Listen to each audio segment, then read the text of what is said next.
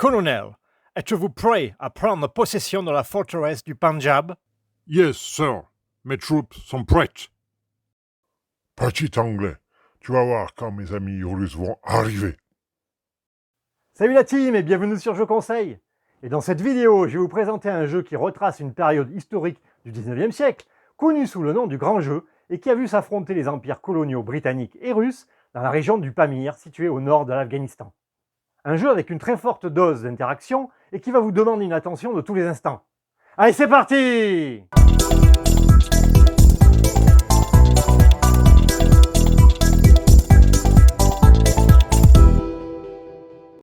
ce jeu, c'est Pax Pamir, seconde édition, de l'auteur Caldwell et édité en 2020 chez Two Tomatoes Games pour sa VF.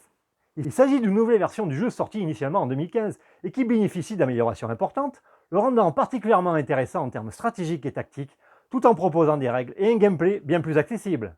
Dans Pax Pamir, vous incarnez un personnage dirigeant afghan qui tente de forger un nouvel État après l'effondrement de l'Empire afghan. Une des originalités du jeu, c'est qu'il est placé du point de vue des Afghans qui doivent manipuler à leur propre avantage les deux puissances coloniales que sont la Russie et l'Empire britannique. Allez, on va voir tout ça ensemble!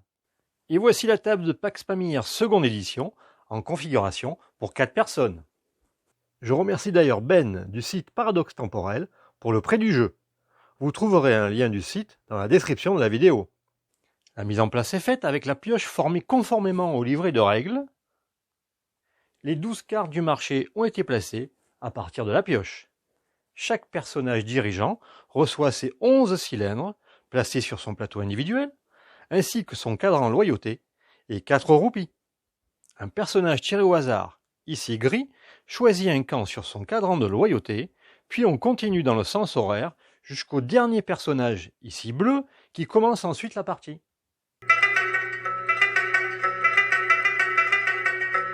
Et comme d'habitude, voici quelques points de règle importants à ne pas oublier.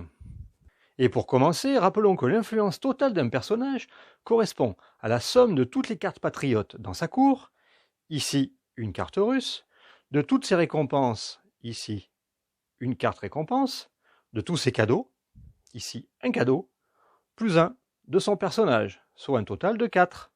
Pour pouvoir gouverner une région, il faut qu'un personnage y détienne au moins une de ses tribus, ici 2 tribus en Perse, et une majorité relative de pièces dominantes, 2 pièces contre une pièce et contre une autre pièce.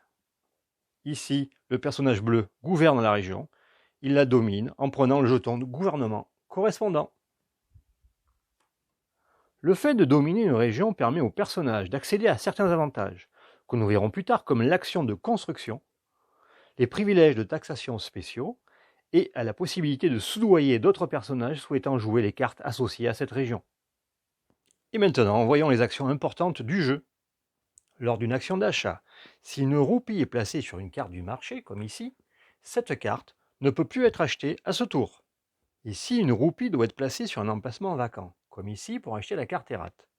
La roupie est placée sur la carte dans la même colonne, mais de l'autre rangée du marché.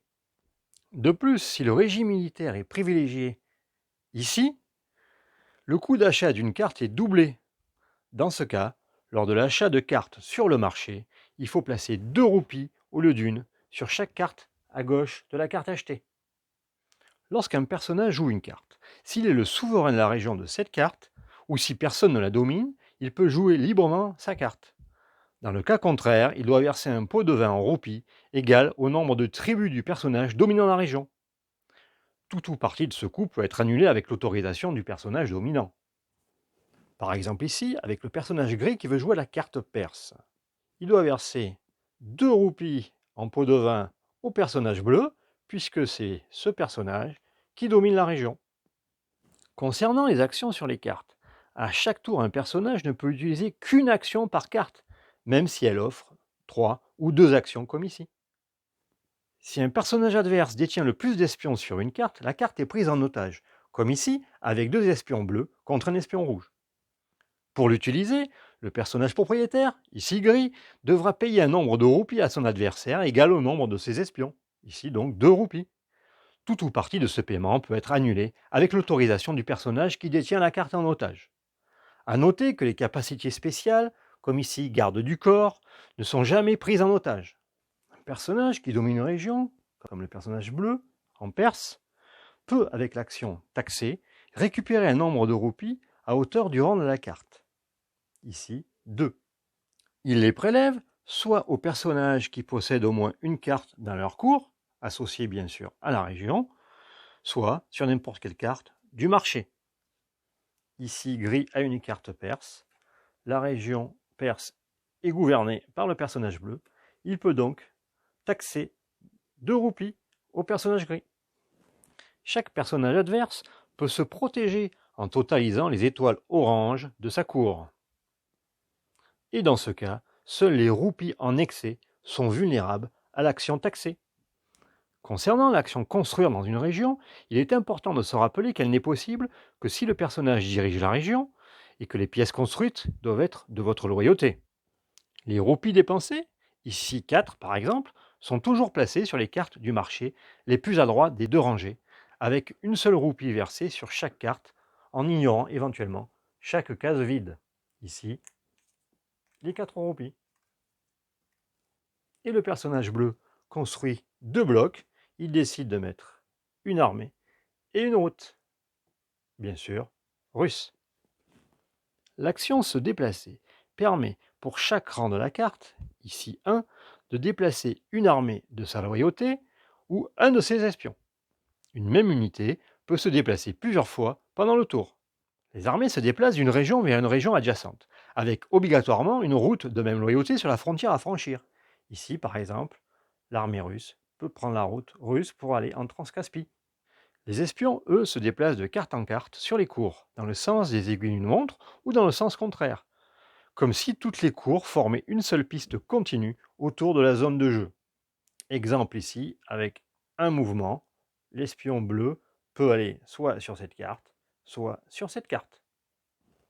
L'action combat permet de retirer toute combinaison d'espions sur une carte de cours, ainsi que des tribus, des routes ou des armées dans une seule région, dans la limite, bien sûr, du nombre présent d'espions ou d'armées attaquantes. Vous ne pouvez pas retirer des tribus, des routes ou des armées qui sont de votre loyauté, mais les espions peuvent, eux, être enlevés, quelle que soit votre loyauté. L'action trahir peut être réalisée sur n'importe quelle carte avec au moins un espion du personnage, comme ici, avec un espion du personnage bleu sur cette carte. Chaque fois qu'une carte d'une cour est défaussée, les règles suivantes prennent toujours effet. Premièrement, tous les espions de la carte sont perdus et renvoyés dans la réserve de propriétaire. Si l'icône de la carte défaussée avait un effet de levier, comme ici, le personnage doit rembourser 2 roupies à la réserve. Et pour chaque roupie qu'il ne peut pas rembourser, il doit défausser une carte de sa main ou de sa cour, sans inclure bien sûr la carte précédemment défaussée. S'il n'a plus de carte, aucun autre paiement n'est requis. Attention, règle importante. Si un personnage perd sa dernière tribu dans une région, il doit immédiatement se défaire de toutes les cartes politiques de sa cour associées à cette région. De même, s'il perd la dernière carte politique de sa cour associée à une région, il doit immédiatement retirer toutes ses tribus de cette région. Par exemple, le personnage bleu perd ses 2 tribus en Perse, il doit défausser la carte perse dans sa cour. Et inversement, s'il perd cette carte de sa cour, il doit défausser ses 2 tribus. Et rappelez-vous que les actions du régime en cours, dit aussi régime préféré, ne comptent pas dans la limite de 2 actions de votre tour. Ici, le régime préféré est de type politique. Le personnage bleu qui a cette carte dans sa cour peut donc faire une de ces 2 actions en bonus. Concernant la limite de composants, s'il est demandé de placer une unité et qu'il n'en reste aucune dans la réserve, le personnage doit prendre une pièce de la forme ou de la couleur requise, n'importe où en jeu, à l'exception bien sûr des pièces placées au même tour. En prenant et en plaçant une pièce de cette façon, il peut convertir un type d'unité en un autre, par exemple une route qui devient armée. À la phase nettoyage, comme indiqué sur son plateau personnel, le personnage doit vérifier toujours le nombre maximum de cartes autorisées dans sa cour et dans sa main. Ici, 4 cartes dans sa cour au maximum, 3 plus 1, et 4 cartes dans sa main au maximum, 2 plus 2. Ensuite, il faut également vérifier si les cartes événements se trouvent tout à gauche du marché. Si oui, là où les cartes événements sont défaussées en laissant les roupies sur leur emplacement, puis leurs effets sont déclenchées. S'il s'agit d'une carte contrôle de domination, celle-ci est résolue en tenant compte des blocs en jeu. Si le contrôle de domination est réussi, comme ici avec la coalition russe, qui a 4 blocs de plus en jeu que les autres coalitions, tous les blocs en jeu sont replacés dans la réserve après le gain des points de victoire. Sinon, les blocs restent sur le plateau et les points de victoire sont donnés en fonction du nombre de cylindres en jeu. Attention à la phase de nettoyage. Si une carte contrôle de domination est révélée et qu'il existe déjà une carte de contrôle de domination dans le marché, il faut effectuer immédiatement un seul contrôle de domination, puis éliminer les 2 cartes. Et n'oubliez pas que la dernière carte contrôle de domination constitue le décompte final. Dans ce cas, tous les points gagnés lors de ce décompte final sont doublés. Ce doublement a lieu avant que les points de victoire ne soient divisés en cas d'égalité d'influence ou de cylindre. Et j'en profite pour vous rappeler qu'après un contrôle de domination, un personnage gagne la partie par fin précoce s'il est en tête avec au moins 4 points de victoire de plus que le personnage en second sur la piste de score. Enfin, si un ou plusieurs personnages ont le même nombre de points de victoire à la fin de la partie, c'est celui ayant le plus grand nombre d'étoiles rouges dans sa cour, parmi les ex-aequo, qui l'emporte. Et s'il y a toujours égalité, c'est le personnage avec le plus de roupies parmi les ex-aequo qui l'emporte.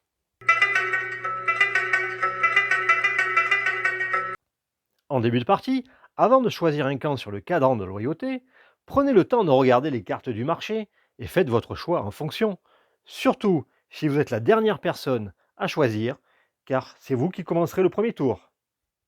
Il existe de nombreuses combinaisons d'actions de cartes qui peuvent être très fortes. Par exemple ici avec le personnage gris, qui peut faire une de ces 2 actions bonus du régime en cours, puis il achète pour une roupie cette carte pour une action, qu'il joue en deuxième action,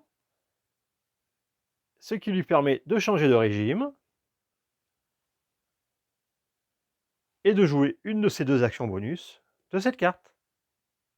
Attention, si un personnage est le seul à détenir la loyauté de la coalition dominante, ici afghane, avec 4 pièces, de plus que les autres coalitions, il est en position de victoire par fin précoce, surtout si la carte du premier contrôle de domination est présente sur le marché, car il marquera 5 points de victoire tout seul, et les autres personnages, 0.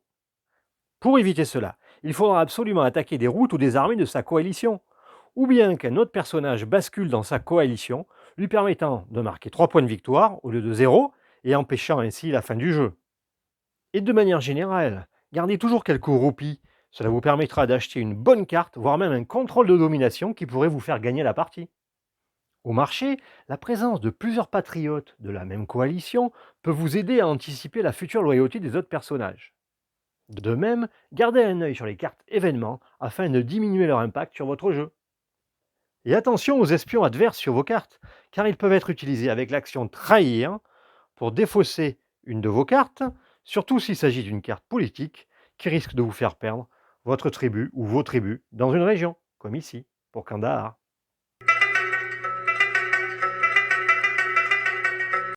La meilleure configuration est 4 personnes, comme ici, car elle permet d'avoir une partie plus équilibrée en contrant un personnage trop en avance.